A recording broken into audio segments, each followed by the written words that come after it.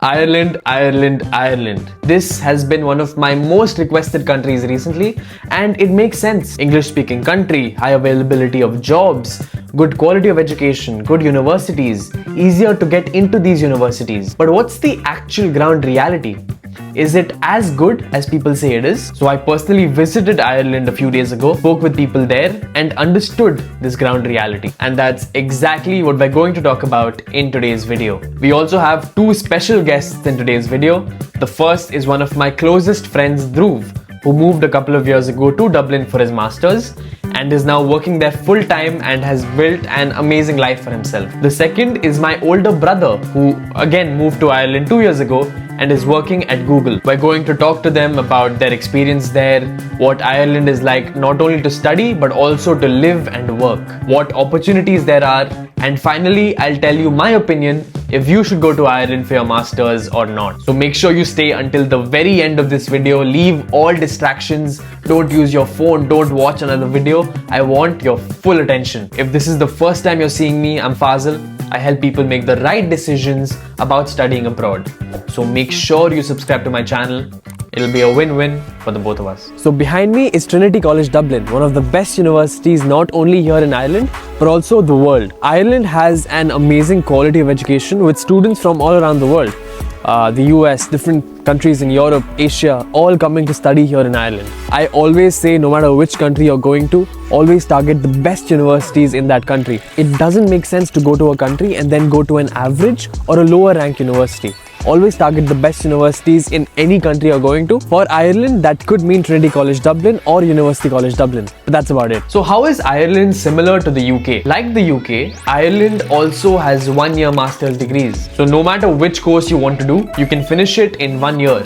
And I know most of you guys don't go abroad just to study. You want to start working, you want to build a life. You don't want to do long degrees. So Ireland is the perfect place for that. Also, like the UK, Ireland has a 2-year post-study work visa.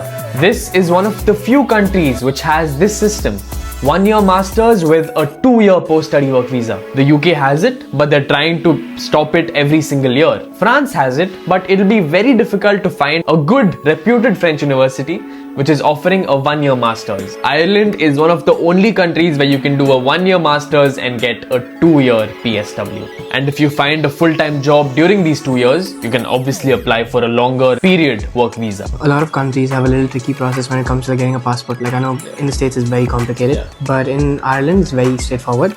Okay. When you come for your masters, you come on a stamp 2 visa, which is for the tenure of your masters. Yeah. After you finish your masters, you move from a stamp 2 to stamp 1G, which is a working visa for graduates. Basically, you get 2 years to work after you finish your master's degree, and then apply for your stamp 1, which is the working visa as well.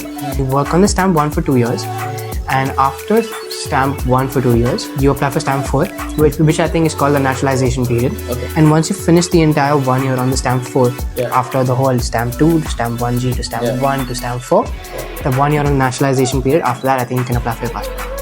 I think from the point a person lands, you can expect to get a passport in 5 years? 5 working years.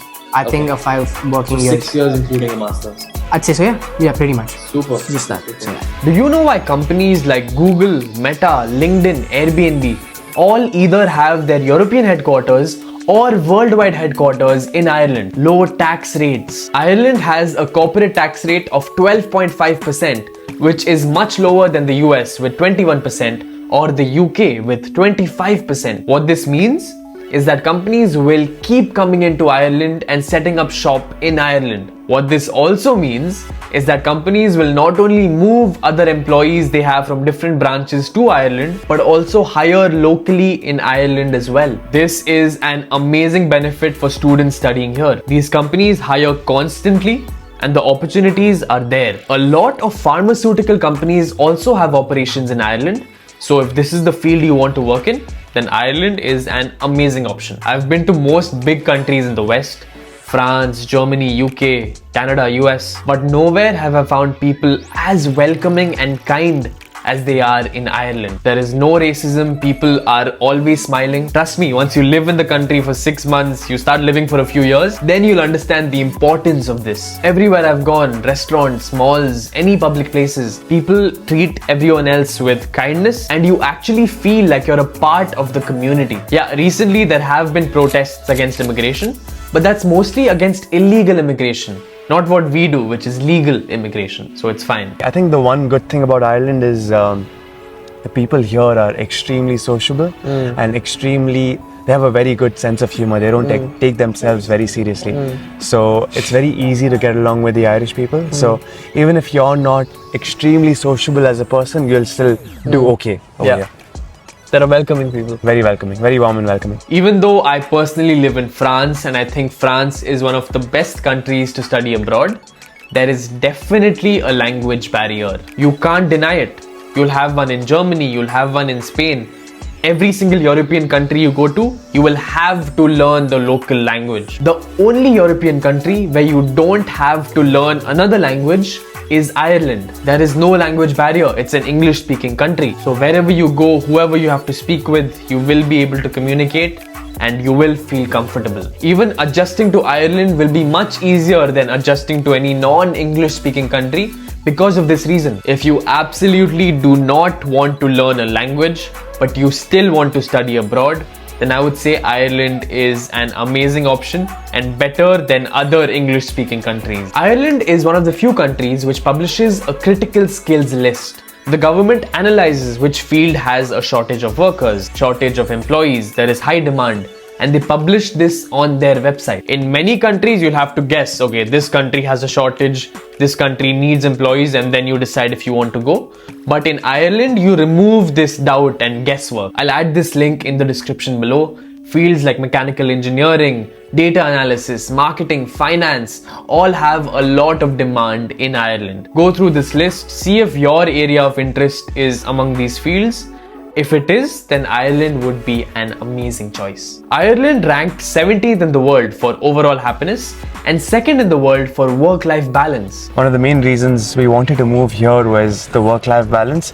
People here work from 9 in the morning and once it's 5 in the evening, the laptops are shut and everybody's back home. And after 5, I have the freedom to do whatever I want to. So I've been making use of more of my time, more of my mental bandwidth, more than the time as well, after 5 p.m. People here really value having a life outside of work, and in the long term, this makes a big difference to your overall happiness. I've been to a few restaurants, malls, public places in the last few days, and I've seen only students work in these places. Part-time jobs are available, and speaking and understanding English, which most of us do, it'll be easier to find a part-time job than other countries like France or Germany. France, you'll need to know basic French to even get a part-time job. Germany, you'll need to know basic German to get a part-time job. But in Ireland, you just need English. The minimum wage in Ireland is 12.7 euros an hour. And if you work 20 hours a week, that would be enough to cover your living expenses. You won't be able to save anything because of the high cost of living, which I'm going to talk about later. But yeah, you will be able to survive. But of course, no country is perfect. Every country has its disadvantages. And Ireland also has its own disadvantages. Ireland has a good quality of education, but the number of prestigious, well-renowned universities is very small. Ireland has 7 big universities, but only 2 come in the top 200. And to be very honest, I just knew about these top 2, and the other 5 I had never even heard of. I would highly advise that if you're going to Ireland, try to make it to these top 2 universities. Trinity College Dublin and University College Dublin. Which university you go to makes a big difference to your resume and could be the difference between you getting hired and you not being able to find a job. But the good thing about Irish universities is that the competition is not that high. The acceptance rates of these top 2 universities are much higher than equally good universities of other countries. So if you have a good profile, you should be able to get in. Ireland is suffering right now from a bad housing and cost of living crisis. It's extremely difficult to find a house to stay in. especially if you're on a student budget. Even if you find a house which will most likely be an hour away from your college, it will most likely be a small box. And even affording basic things like grocery or public transport is not easy. I went to a grocery store in Dublin and I could actually notice the difference of prices in Dublin and in France. France is also not cheap, but seeing the prices in Dublin really made me understand that France is much more affordable. Other countries like Germany and France, especially France, do a lot of things to make the cost of living, especially for students, much more affordable. But in Ireland, this is not the case. Ireland as a country is not the most expensive country, but Dublin as a city is one of the most expensive. And the average monthly rent prices for a one-bedroom apartment is 1,900 euros. If you're sharing a place, then please expect to pay around 1,000 euros. Comparing this to France, where I pay 450 euros, and on top of that, I get a refund from the government, so that effectively makes my rent 300 euros. This is a big difference. Most tech companies here in Ireland have branches around the world, and they prefer to bring in experienced talent from their company from around the world. They just relocate people from around the world. And if hiring locally in Ireland, they prefer experienced candidates. So if you're a person without work experience, you'll not only be competing with your peers, but you'll also be competing with experienced candidates from around the world. So yes, the job market will be fairly competitive. So you will have to constantly keep adding skills to your profile, keep improving your resume to stand out from other candidates. Yes, the opportunities are there, but it'll be entirely up to you to grab these opportunities. Ireland has a few different cities, but 99% of your opportunities will be in Dublin. That's where most companies are based. That's the center of the economy. Most other places in Ireland only have a few industries, and most likely these are not the industries where you'll find a lot of opportunities. So yes, you will be restricted to the city of Dublin. Though Ireland is in Europe and it is a European member state, it is not a Schengen country. So if you want to travel to, let's say, France, Germany, Spain, any other country, you will have to apply for a Schengen visa. So traveling becomes very, very cumbersome. And if you have to apply for a visa every time you want to travel, it becomes very difficult, and most people do not do this. Even if you have to go to the UK, you will have to still apply for a visa. So even though these places are only 1 hour, sometimes 40 minutes away,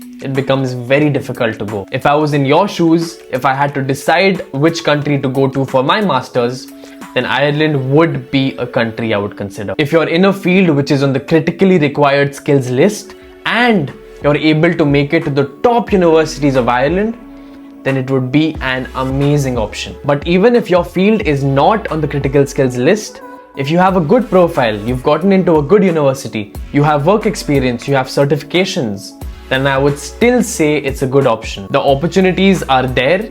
You just have to be good enough to get them. And once you get these opportunities, the process of citizenship is fairly simple. Anyway, thank you so much for watching. If you got value from this video, make sure you subscribe. I'll help you make the right decisions about studying abroad, and it'll be a win-win for the both of us.